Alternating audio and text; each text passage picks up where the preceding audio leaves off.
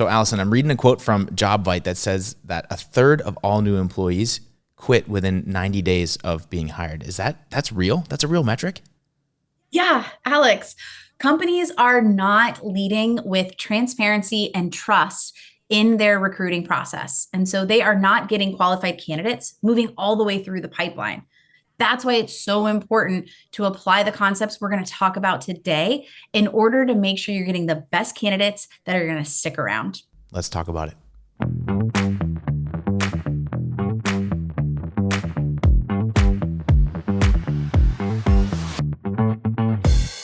Welcome back to the show. I'm Alex Winter, and today I'm joined by Allison Riggs, a head coach here at Impact. Allison, what's up? Hey, Alex, how are you? I'm great. How are you?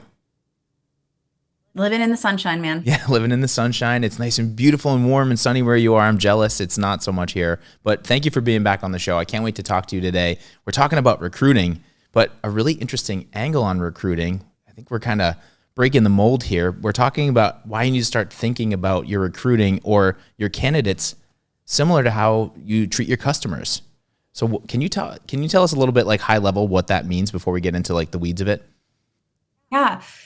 We talk a lot about client engagements or potential clients and how we're building trust and using transparency to build that trust, and to also use content and to use educational resources throughout the sales process.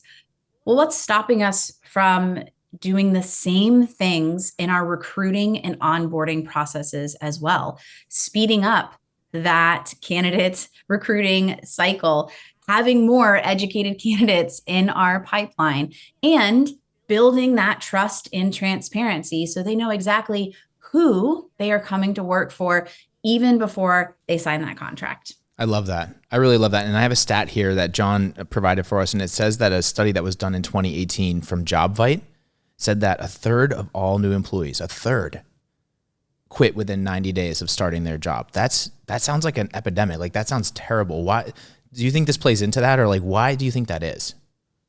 Yeah, I think just like with potential clients, you can set poor expectations and then not live up to those expectations on the other end. And so as an employer, it is our duty to paint the best picture possible and to have educated employees that know not just about working with us as an organization, but what stops us from helping to educate people who love their industry or their role as well, so that they truly know that they're making the best decision when they come to work for us. Yeah, and as a coach, you get to interface with a lot of companies and a lot of different industries and clientele.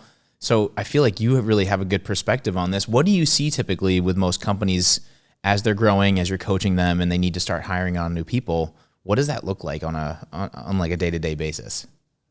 Yeah, well, definitely from a coach perspective. And also, interestingly enough, in another life, I was a recruiter.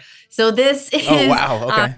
actually, yeah, so this is a really interesting mix for me, and somewhat of a passion because, in coaching, I love helping businesses become the best that they can be.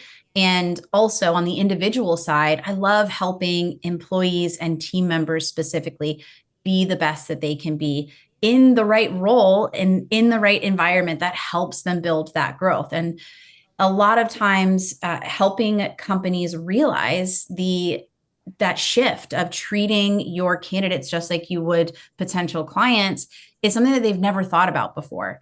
And once they start to realize, wow, we can create efficiencies and be more effective in our recruiting process, we're not only getting better candidates, but we're getting better employees. And when we have better employees, we have better customer service. We become more efficient and effective internally. We see a shift in acceleration in our culture that ultimately affects the business as a whole. And every business that I talk to either has a recruiting problem at some point in their business. They have a recruiting problem or they have a retention problem. And this idea of bringing in trust and transparency, using content and video in the recruiting process helps solve for that time, energy, and bottom line issue. when we can't service clients because we don't have enough employees, or the employees aren't meeting the expectations of our clients or producing the amount of products that we need, that impacts the business as a whole. And so running a tight ship internally with your team members ultimately impacts the business, and making sure that if we've said as a company, hey, we want to be the trusted voice in our space, that does not just apply externally. That is an internal promise as well, that we want to live in trust, in transparency with our team members as well. That's very well said. And it's very they ask you answer, because if you really believe in building trust, then it's part of the whole organization. It's not just one facet, it's the whole company. And that's from the top down, from leadership all the way down. So I love hearing that. For companies and for people that are listening and watching right now, what are some of the problems that you've seen? Like, do you have any stories you could share of like people that didn't really execute the recruiting thing or the retention thing very well, and then like negatively what happened to their company because of it? Yeah. I would say on that expectations piece, right? That quote that you pulled before is we have to hire people like right now. And so let's just start hiring. Let's get in as many candidates as possible. Let's cut the corners or lower our expectations in the recruiting process, but then not change that bar in the role expectations. And so you have, recruiting teams or HR team members that might not even be fully aligned with the hiring manager or the manager of that role. And so because we've been in a state where we just need to hire people, we haven't really fulfilled the promises to ourselves as a company, and even to the employees that we're potentially hiring as well. And I've seen this specifically in, I would say, sales roles, where we were okay with the mediocre sales candidates that came in the door, with the hopes that we could make them into absolutely amazing sales team members. And we didn't ask the right questions, and we didn't set the expectations of, hey, in your role, you are going to need to create one-to-one videos, use video. It is going to be not just a selling tool, like, virtual selling where you're in these types of Zoom calls, but it's also going to be using video throughout your sales process. It is going to be a subject matter expert. You are going to be the expert in our organization around the services and products that we provide. And so I have one client specifically who's like, it's okay, like we'll figure it out. Or, oh no, we don't need to do what we would call like a situational activity. We don't need to have them practice and show us that they can meet this expectation even a little bit. And then 6 months down the road, we've wasted some time, energy, and money investing in these team members who ultimately didn't work out. Right. And that's the thing. The cost of team members not working out is exponentially greater than investing the time up front. But you also said something really fascinating that I see all the time as well, where like, it's a great thing that your company's scaling and you have all this demand and you like need to meet this demand. It's a good problem to have, as we say, but that's where it sounds like some of those mistakes are made, where it's like, hurry up and go. This quote that everyone says that I hate this quote, but everyone says it: build the plane while we're flying it. I'm like, I don't know if you've ever flown a plane before, that doesn't work out so good. You got to build it while it's on the ground, right? So it sounds like these things are really critical to finding the right people and long-term success with your business. So what can recruiters or business owners do? You were talking about, I think you said situational activity. Like, what are some things like that people can implement and start doing to find those better candidates and long-term success? Yeah. So the first thing that clients should do is map out that candidate process, which isn't just the interviews, but what are even the milestones that you want them to be able to hit as they're going through this process. And so think about it just like you would a sales process. What's stage 1, stage 2, stage 3, and stage 4? And then add the different types of education or requirements or knowledge that you want both the candidate to have, and then even for you as the hiring manager or the recruiter to have as well. And once you map that out and it feels very crystal clear on how one person moves from one stage to the next, then you can start to create content, written content or video content to supplement and accelerate that process. And what I mean by that is, and we're just talking about the recruiting process internal. Right. What are typically the same questions that you get in every single stage of that recruiting and hiring process? This kind of sounds like an 80% video. I'm just saying, am I right in saying that? It is. It can look like a lot of different things. And sure, yes, an 80% video is a great example. And so even thinking about that first stage of the recruiting process, what are typically the 5 to 6 most common questions, or 80% of the questions that people ask in that first stage? And the goal of that 80% video, or the article that you write, or maybe even a guide with multiple articles that you put together, how do you help candidates qualify themselves from the very beginning of your recruiting process? And by creating a video or a piece of written content that clearly outlines what it looks like to be in this role, or those questions that people ask to help themselves self-qualify, that is going to get you better qualified candidates through the rest of the process. And it should be the exact same thought process in every stage of your recruiting and hiring process. Is what education do these candidates need at every stage in order to determine whether or not this is the right fit for them from a role standpoint, but then also within your organization and your company culture as well. The culture piece is huge because it really plays into the perception on both sides. So it really helps build your culture and establish what you stand for as an organization. But then for the candidates, they know pretty quickly whether they're a right fit, a wrong fit, if they like the vibe, if they like, it just clearly paints that picture and it saves everybody time. So it's a win-win because you can either qualify people that are really aligned to have success, or disqualify people and know right away, like, hey, respectfully, let's not waste anybody's time. I love that. So, yeah, sounds like a claims we make video. Yeah, exactly. Sounds like a claims we make video. There's a lot of video talking here, and you're talking to the video guy. So I love this idea because it's really based in the ask you answer, just applying it internally instead of externally. So instead of doing these external marketing campaigns to draw in better customers by building trust, you're doing the same thing internally to draw in new talent. I love it. And I want to come back, Alex, really quickly, because I did mention the situational activity, and I want to expand on that a little bit more because it really is a key part of what I've seen to be successful in the recruiting and hiring process. Yeah, let's talk about that. Definitely. Go ahead. I was gonna say, because I don't know what that is. I understand like situational activity. I have an idea, but like, let's get into what that means and how that plays out. So here's a great example. I have a client currently that we are working on their recruiting process, and specifically because they are hiring a new sales team member. So the first thing we did, map that journey out of what they need from expectations and what we need, and also the qualification process.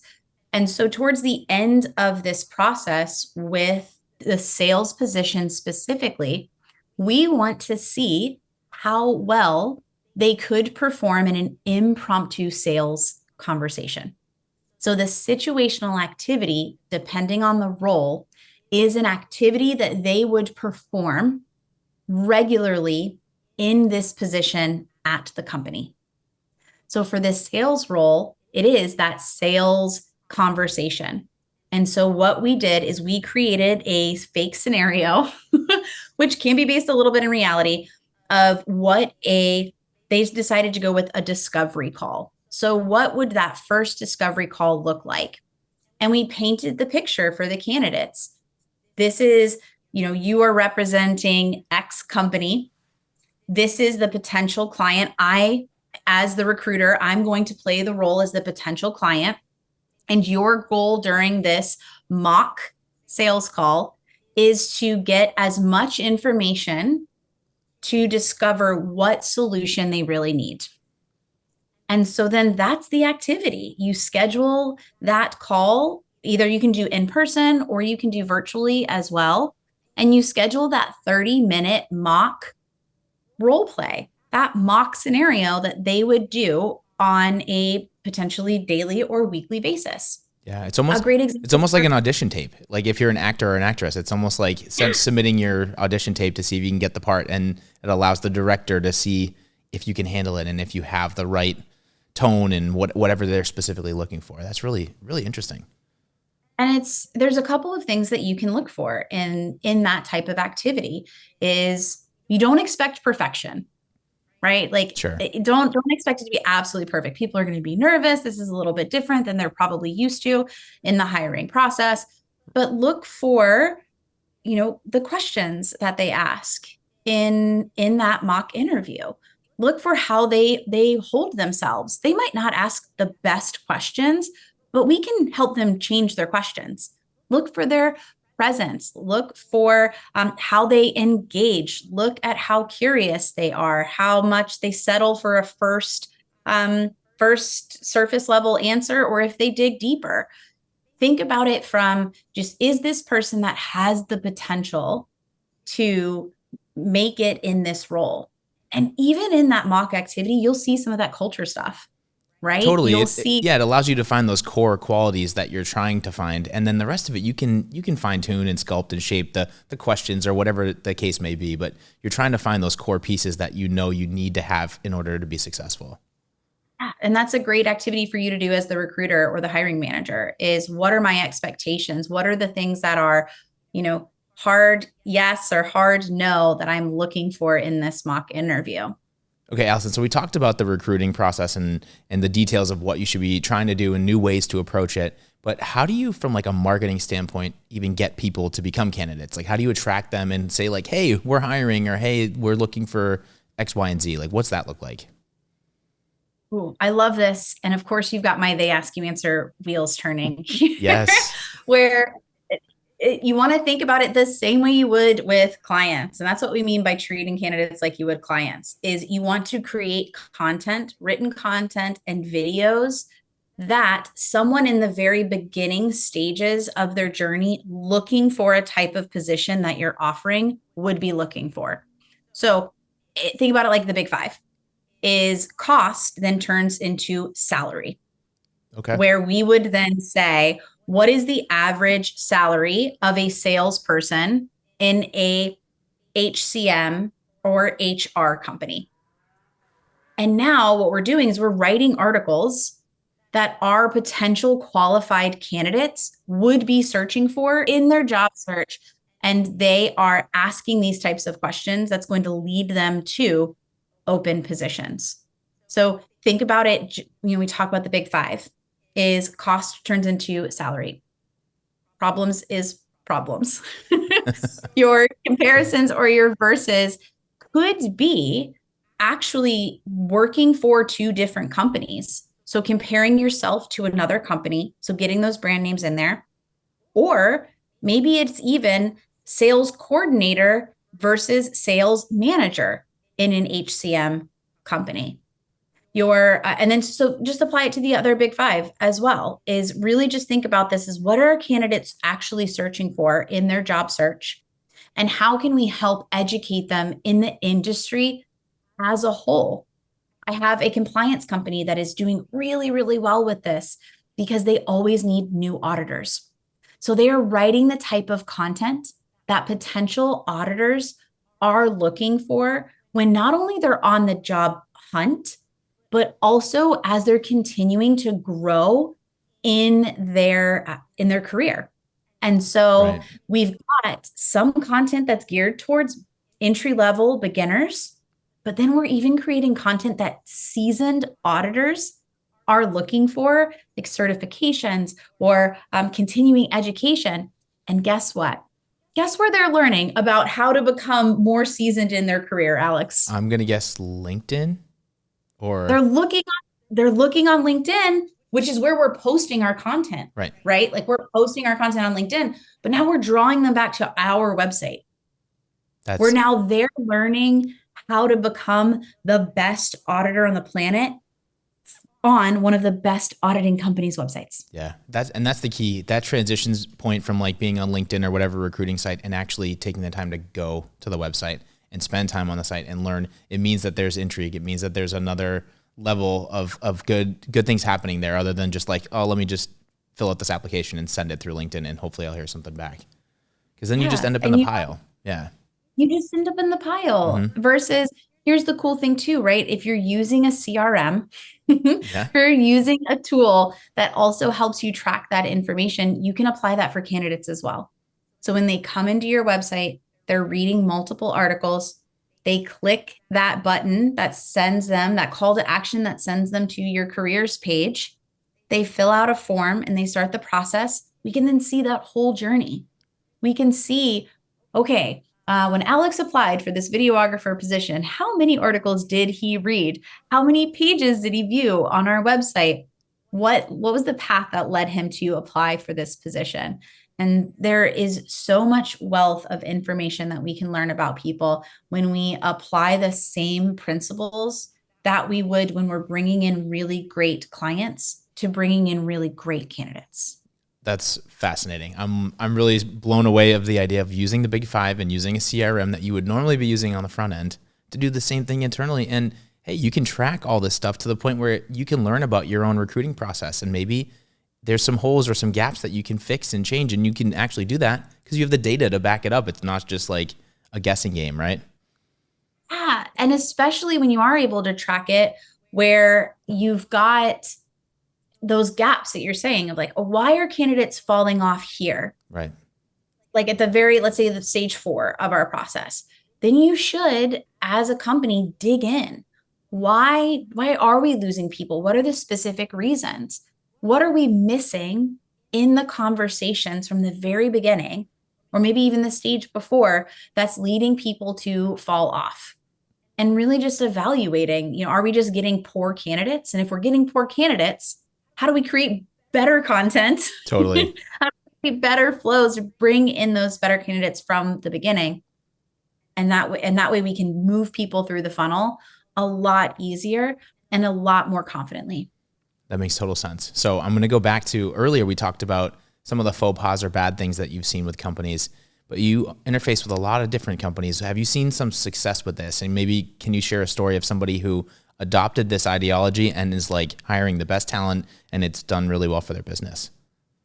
Yeah. So I'm thinking of a specific company and I'm not sure if they want me to mention them or not, or if that's what we're looking for, but it is a company that really took this concept to heart with multiple positions within their organization, meaning they mapped out the process and they created videos from their hiring manager from the very beginning of the process. They incorporated content that really clearly stated, here is a great fit for this role, and here's somebody who might not be a great fit for this role. And they walked people through that process. They created videos that talked about their culture. They created the 80% videos for the questions that are being asked at every single stage. They created situational activities for their content manager, their videographer, their sales team members, their customer service. Every line, it sounds like, yeah, wow. Every single new role that they brought into this organization, they applied the concepts of they ask, you answer. They applied the concepts of building trust, bringing in education at every single stage. And they have found absolutely amazing talent in every single position that they've brought in, and they've retained those employees for 2+ years. Wow. At least. Now remember, they've only been working with me for 2 years now. So I can just say that when this company specifically brought this concept in and really wanted to be that trusted voice and really wanted to have the most quality candidates come in, they didn't settle. They made it very clear from the very beginning of their recruiting process who was a good fit for their culture, but who was a good fit for the role. They were very clear on the expectations. And then they used content and video throughout even their onboarding process. And then they created a really great referral page and a really great referral system that their employees said, hey, from the very beginning to the very end, you're going to know exactly who this company is. You're going to know the expectations of the role. They're going to give you a mock interview that isn't to make you feel bad if you're not absolutely perfect, but it's to show the areas ahead of time where you're going to excel. And from the very first day, the areas that we need to work on. Well said. I think that's amazing. Can you share what industry they're in, perhaps? They are also in the HCM industry. They are. Okay, cool. Very cool. So my last question for you, because this is great for businesses, and that's an amazing success story. What's it like for the people on the other end that are candidates? So like what for people that are listening and watching out there that maybe are trying to find a new job or that may be transitioning into a new role or whatever the case is, what should they be looking for to make sure that they are finding these companies that are thinking about these same things? Yeah. So starting off with your due diligence in your job search and in your job hunt. Of course, right? Our first instinct is to go to the job boards, which is great. You still should do that. But why not start off your search in Google? Maybe start off your search just learning more about the industry that you're going after and the role itself. And when you start to find companies that are answering those questions for you openly and transparently on their website, that is a great indicator that if they're going to treat their employees this way, they're going to treat their candidates this way, it will almost always trickle over to the client and the customer side. And so really see if you can find that. Go out and look. Hopefully you find some of the companies that we've worked with who are implementing this already. But start off that search just like you would any other product or service that you're looking for. And see if there are companies talking about it. And when you get in there, if they're not implementing some of the things that you've heard today, why not be the catalyst of change and bring those ideas to them in their recruiting process? Ask them if they have a video or any education that you can do as a candidate before your next interview. Why not pitch the idea of, hey, I think I'm a really great fit for this role. And I think conducting an interview and writing an article for you based on an interview with the CEO would be a great way to show you my talents live and kind of impromptu. Would you be up for something like that? I love that. It's a great angle. I think. Yeah, it's a great angle. Yeah, why not? You got to stand out, and that's a great way to stand out and separate yourself from the rest. Allison, you rock. I love talking with you. There's a ton of insights and a really great conversation today. But before we go, for people watching and listening, if they have any more questions or they want to follow up with you, how can they get in touch with you? What's the best way to reach out? Oh, well, if I didn't say LinkedIn first, then this wouldn't be a great recruiting podcast. But yes, find me on LinkedIn, Allison V. Riggs. You can also email me here at Impact, ariggs@impactplus.com. You can find me on the Impact Plus website as well. And you can always reach out to Alex and he can help you get my information too. Allison, thanks again for being on the show. I'm Alex Winter. This is Endless Customers, and we'll see you on the next episode.